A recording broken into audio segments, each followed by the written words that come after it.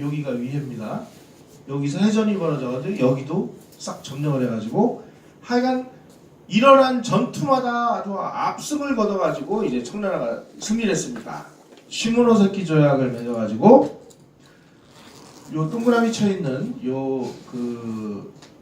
요동반도 여기를 뺏었고, 그 다음에 대만도 식민지로 뺏었고, 그리고 배상금 은화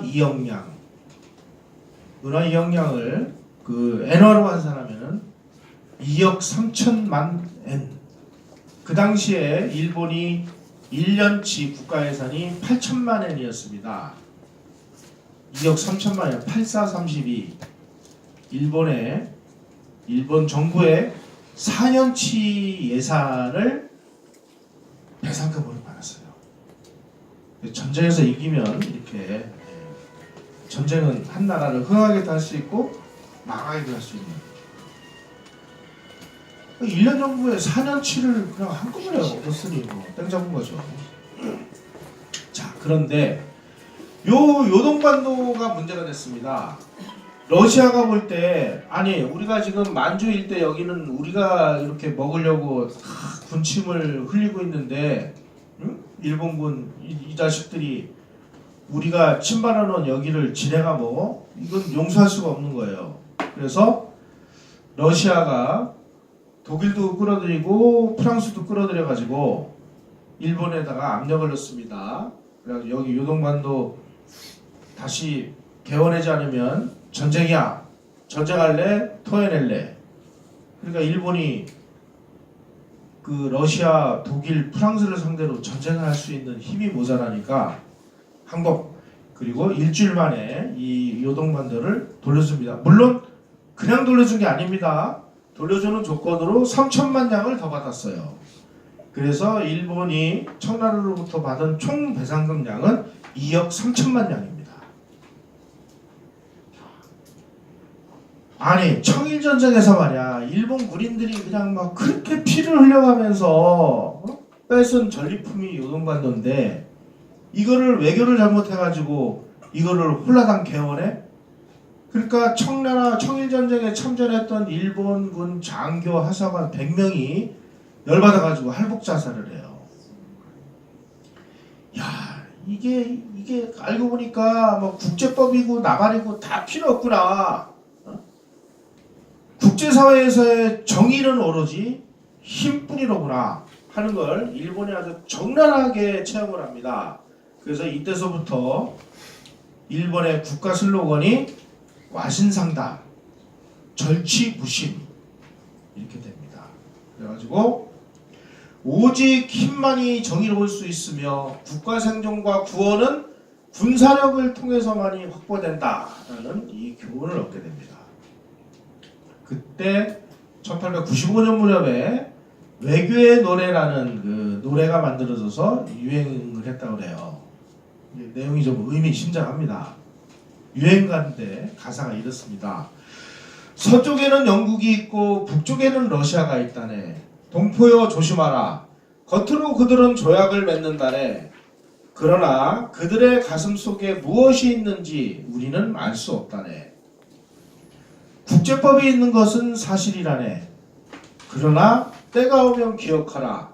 강자가 약자를 먹어치운다는 것을. 겁나죠? 요 비슷한 시기에 조선에서도 유행가가 있었습니다. 전봉준이 잡아 죽인 다음에 새야새야 파랑새야 녹두밭에 앉지 마라. 녹두꽃이 떨어지면 청포장수 울고 간다.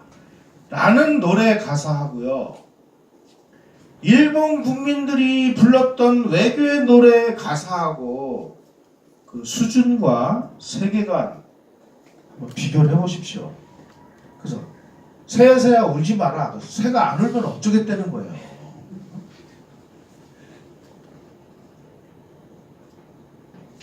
여러분, 국제관계를 우리가 설명할 때 이렇게들 이야기를 합니다. 사자가 있어요. 사자가 배가 고파요. 그럼 식사를 해야 될 거 아니에요. 그래서 양을 한 마리 잡아먹었어요. 이건 뭐 자연 세계에서 뭐 늘 일어나는 일이잖아요. 또 배가 고프면 토끼도 잡아먹어요. 또 배가 고프면 뭐 늑대도 잡아먹고 잡아먹어요. 사자 입장에서 보면 그냥 한 끼 식사할 뿐입니다. 내가 배가 고프니까 나도 먹어야 사니까 식사죠. 그런데 잡아먹히는 양이나 토끼 입장에서는 자기 목숨이 죽는 거잖아요. 바로 이게 국제관계다. 그것을 일본 국민들은 청일전쟁 때 이 요동반로를 토해내는 것으로 절실하게 깨달았습니다. 그래서 이때서부터 작심을 하고 러시아하고 전쟁을 준비를 합니다.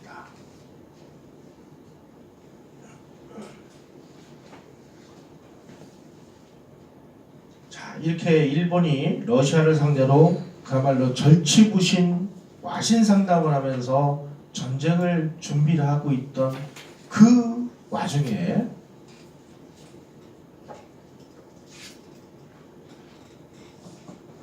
우리의 위대하신 고종과 민비는 무엇을 하고 있었을까요?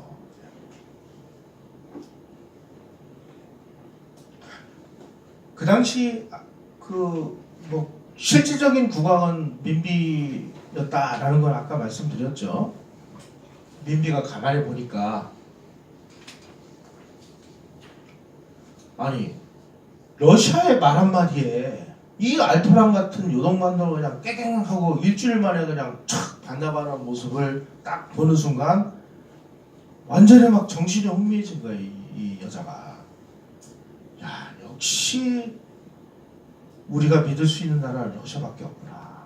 그래서 비밀리에 또 러시아에다가 비밀리에 편지를 보냅니다. 우리를 보복으로 만들어 주십시오. 아니 여러분, 러시아하고 수교를 하고 제1차 졸업이략, 제2차 졸업이략으로 영국 함대가 거문도를 점령하고 막 원세계한테 폐위 압력도 당하고 그 졸경을 치르면서 러시아하고 손잡으면은 어떤 꼴이 벌어지는지 니네들 알지? 까불면 죽일 거야. 이렇게까지 경고를 했음에도 불구하고 이 고종과 민비가 어쩌자고 패권국인 영국이 아닌 패권에 도전하는 러시아 편에 미치도록 이렇게 손을 벌리는 이유가 뭘까요, 이게?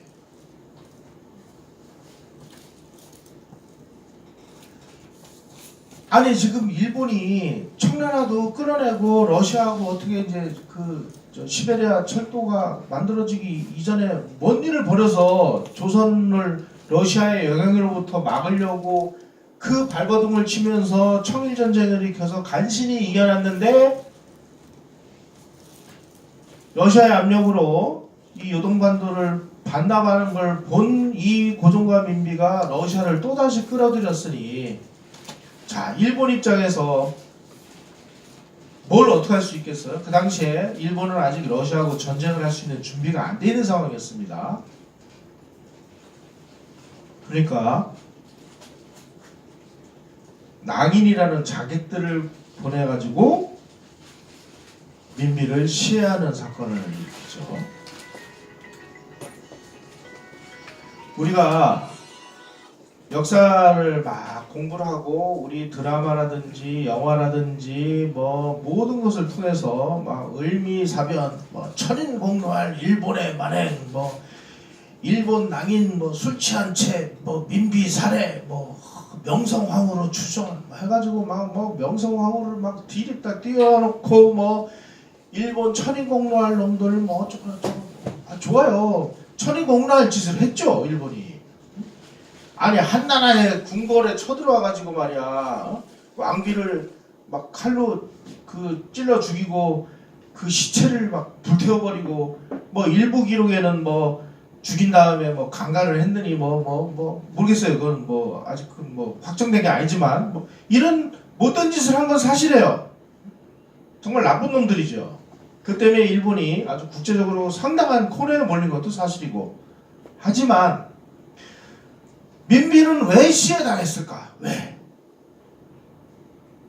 이런 걸 가르치는 드라마나 영화나 뭐가 있나요? 아니 우리가 그 국가꽃을 한 송이 피우려고 해도 소쩍사가 봄부터 울어야 되는데 일본이라는 나라가 그 아무리 뭐 정신 나간 그 미치광이 국가라고 하더라도 한 나라의 왕궁을 쳐들어가서 왕비를 이렇게 죽일 정도로 이 잔인하고 국제적으로도 무리를 일으키는 일을 왜 벌였느냐 이거죠. 왜? 뭐 왜입니까? 러시아 끌어들인 거에 대한 복수지. 그렇게 끌어들이면 안 된다고 1800 몇 년도부터 끝없이 경고를 하고 영국 함대가 와서 점령도 해 별짓을 다 했는데도 불구하고 그게 무엇을 뜻하는지 조차도 모르고 또다시 러시아를 이 땅에 끌어들인 그 결과가 을미사변이었다. 우리가 일본을 막 그 나쁘게 욕하는 거와 동시에 왜 일어났는지 정도는 우리가 가르쳐야, 다시 말씀드리면 패권국이 있는데 패권국을 엿먹이고 패권국의 글로벌 봉쇄 전략에 구멍을 내고 하는 이런 행위는 용납을 하지 않는다라는 것이 국제 룰인데 그런 것조차도 모르고 또다시 러시아를 끌어들이다가 이런 일이 벌어진 것이죠.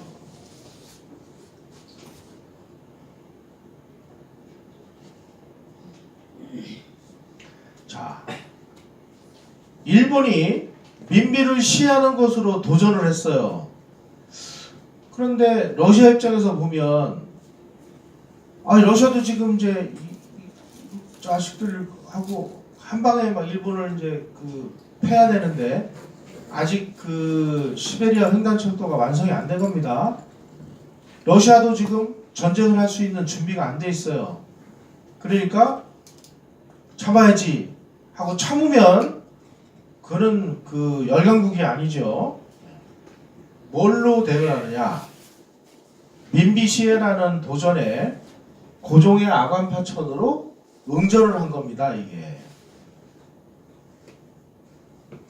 러시아 공사가 치밀하게 계획했고 러시아 군대를 동원해가지고 그 고종의 어가를 호위해가지고 러시아 공사관으로 집어넣은 게 러시아입니다.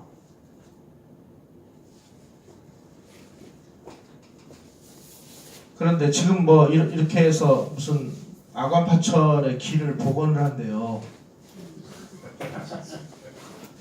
뭘 기념하기 위해서 뭘? 네?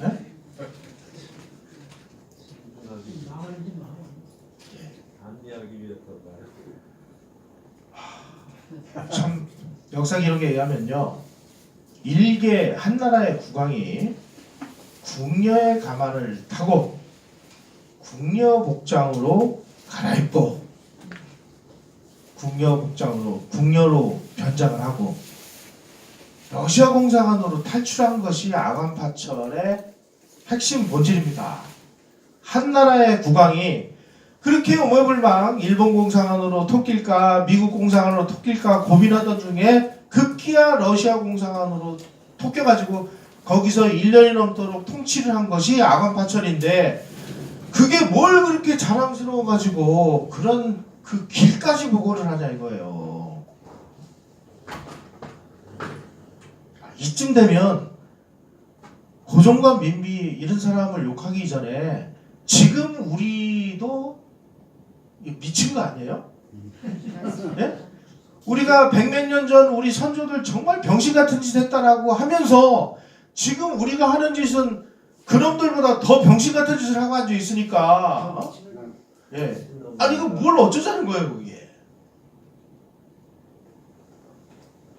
저도 막 핏대가 많이 납니다 오늘. 자 이제 고종이 러시아 공사관으로 그 피신해 있는 동안 무슨 일이 벌어졌느냐? 아관 파천 기간 중인 1896년 5월 말에 아까 말씀드린 그 여기 칼 맞았던 그 니콜라이가 그 아버지가 죽어서 이제 그 황제가 됩니다. 그 대관식에 민요환을 파견을 해서 이나거일 의사를 전달합니다. 이나거일이라는 것은 러시아를 끌어들여서 일본을 물리쳐버린다. 민요환이가 베베르 공사의 주선을 받아서 러시아 정보요원들의 보호를 받아가면서 모스크바로 가서 니콜라이 2세를 만나가지고 뭐라고 얘기를 하느냐. 니콜라이 2세에게 조선을 러시아의 보호령으로 삼아달라 요구를 합니다. 그 러시아 황제가 뭐 그래 보호국을 해줄게. 여러분 보호국이 된다는 게 무슨 뜻인지 한번 생각을 해볼까요?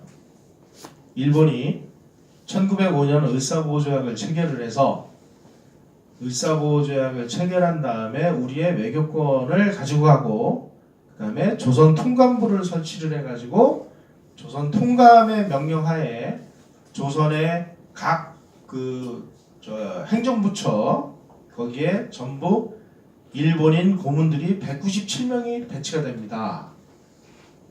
그리고 경찰권도 가져가, 사법권도 가져가. 이 상황이 보호국이에요. 이 상황이.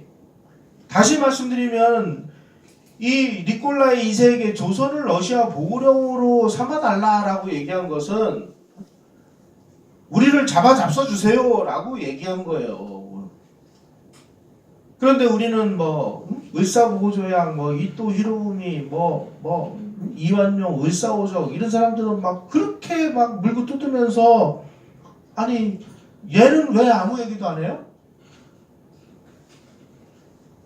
아니 그런 논리라면 지금 을사오적을 막 패죽여야 되는 논리라면 이놈은 찢어 죽여야 맞는 거지. 그럼 얘가 자의적으로 했어요? 고종이 하라고 해서 한 거야. 그래서 을사보호조약을 체결한 을사오적이 그러면 나라를 팔아먹은 아주 매국노냐? 이게 잘못됐다는 겁니다. 제가 말씀드리는 것은 또 이 민요환이가 외무대신을 만나고 재무대신을 만나가지고 러시아 군대가 조선 공항을 보호해달라. 그러니까 야 지금 상황이 이런데 말이야. 우리가 러시아 군대를 니네 나라에 보내면 영국이 가만히 있겠냐? 그건 안 돼. 위험해. 큰일 난다. 너 그런 얘기 하지도 마라. 그럼 어떻게 하면 좋습니까? 그러니까 러시아 군사 고문관을 파견을 해가지고 너희 군대를 우리가 훈련시켜줄게. 그래가지고 두 달 후인 7월 29일 날 군사교관단이 파견을 해가지고 조선의 왕실 수비대를 러시아식으로 훈련을 시켜요. 다시 말씀드리면 국왕을 호위하는 이 궁성 수비대가 바로 러시아식 훈련을 시켰으니까 조선 국왕은 러시아의 볼모가 된 것이나 마찬가지입니다.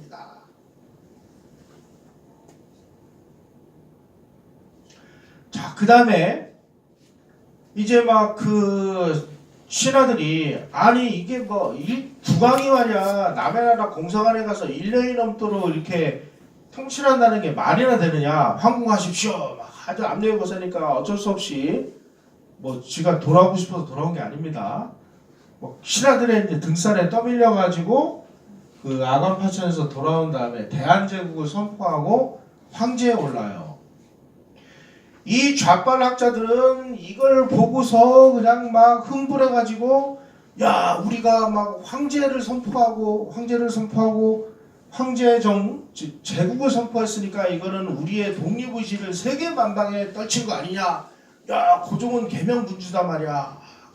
이 계명군주 열심히 우리가 이게 뭐 자주적인 노력으로 우리가 독립국가를 이루기 위해서 발버둥을 치는데 일본이 쳐들어와서 이 고종의 이 소위 말하는 개혁의지를 꺾어서 일본은 나쁜 놈이다. 지금 좌파학자들이 그렇게 역사를 만들어놨어요. 천만의 말씀입니다. 고종이 대한제국을 선포하고 황제를 즉위한 것이 우리의 자주권을 강화한 것이 아니고요. 명백한 역사적인 사실이 있습니다. 고종이 러시아 공사관에 자신의 목숨을 의탁할 정도로 우호적인 칠러 정책을 수행한 대가로 고종이 러시아 황제로부터 대한제국을 공포해도 좋고 네가 황제로 칭해도 좋아 라는 약속을 받고 대한제국을 선포했다는 거예요. 우리는 이 부분을 싹 빼놨죠. 완전히 역사를 날조한 겁니다. 이 좌파들이. 이런 뭐 말레제노프의 러시아의 동아시아 정책이라든지 뭐 허동영 교수라든지 이런 사람들이 이 과정에 대해서 아주 적나라하게 자세하게 써놨습니다. 좌파들이 주장하는 것은 사기극이다라고.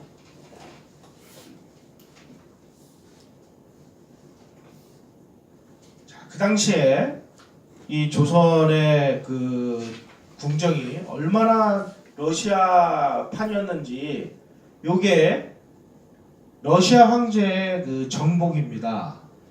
이게 고종 황제하고 뭐 순종 뭐 이런 애들이 입고 있었던 옷인데 뭔가 좀 비슷하지 않아요? 사실 러시아 거 그대로 갖다 맡긴 겁니다. 이게. 자, 이쯤 되니까 이제 뭐 조선은 러시아 판이 된 거죠.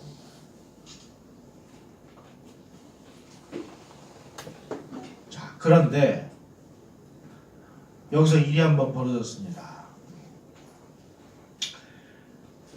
그 전까지 그 러시아는 조선에서 뭔가 뭐 부동항도 좀 만들고 뭐 이권도 좀 어떻게 하려고 가만히 보니까 영국이 너무 심각하게 봉쇄를 하는 거예요. 야, 이러다가 이거 뭐 일 나겠다. 그런데 가만히 보니까 이 만주는 이거 완전히 무주공산이에요. 만주는. 야, 굳이 저거 뭐 물질을 하면서 더군다나 또 일본이 있고 일본 저것들 뭐 툭하면 또 무슨 짓을 저지를지 모르고 막 여차면 막 할복하고 이런 놈들인데 저 일본 애들을 피해서 이쪽에서 뭔가 이익을 실현할 수 있는 방법이 뭐가 있을까 고민하다가 만주 우선 정책으로 전략을 한반도 우선 정책에서 만주 우선 정책으로 바꿉니다. 그래서 이만큼이 일본이 청일전쟁에서 뺏었다가 토해낸 땅입니다. 여기가. 여기를 러시아가 청나라한테 압력을 넣어가지고 여기를 조차를 받아요. 그리고 여기에 여순항을 만들어가지고 대련항 여순항을 만들어가지고 여기 남만주 철도를 연결합니다. 그러고 보니까 굳이 뭐 일본이나 영국하고 그렇게 막 사생결단을 해가면서 한반도를 차지해야 될 이유가 싹 없었을 뻔인 거예요. 야, 좋다. 이제 조선에 이제 뭐 관심 없다. 우리 여기를 중심으로 만주 경영 전략으로 돌아서자. 이렇게 되니까 그냥 오매불망 러시아만 쳐다보던 고종이 완전히 이제 닥쳤던 개신사가 된 거죠. 러시아는 이제 조선에 대한 관심이 식었습니다. 부동항? 아, 뭐 여기 뭐 항구가 있는데 뭐.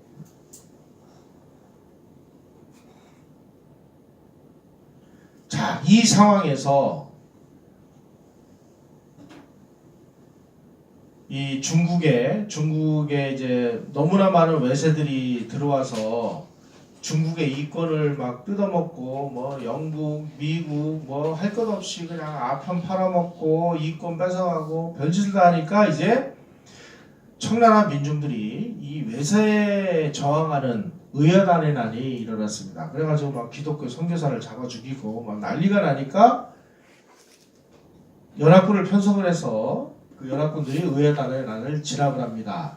그리고 북경의정서라는 것을 체결해서 서양열강 군대가 철수를 하고 그리고 배상금을 이제 지불하는 것으로 해서 서양 군대들이 그 철거를 철수를 했습니다. 그런데 러시아는 이 의야단의 날을 이용해 가지고 만주 일대를 다 자기네들이 점령했는데 철수하겠다라고 약속을 했고 러시아가 군대를 철수를 안 시켜요. 그러니까 경고를 해요. 영국이. 야, 언제까지 철수를 안 했습니다. 그러니까 영국이 야 안 되겠다. 이놈들이 만주를 차지하려고 하는 모양이다. 이 꼴은 못 보지.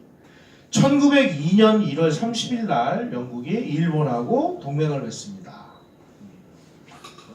이게 무슨 뜻이냐? 야, 지금 러시아가 말이야, 이 만주 이런 걸 막 찝쩍쩍 하는데 만주를 먹으면 한반도 이거 가만히 놔두겠냐? 그러면 너희들도 위험해. 그러니까 내가 도와줄 테니까 형님을 믿고 일본 네가 러시아하고 싸워. 이게 사실상의 군사동맹이고요. 영국은 일본이 너희를 러시아하고 싸우면 한국의 특수한 권익을 갖는다는 사실을 내가 인정을 해줄게.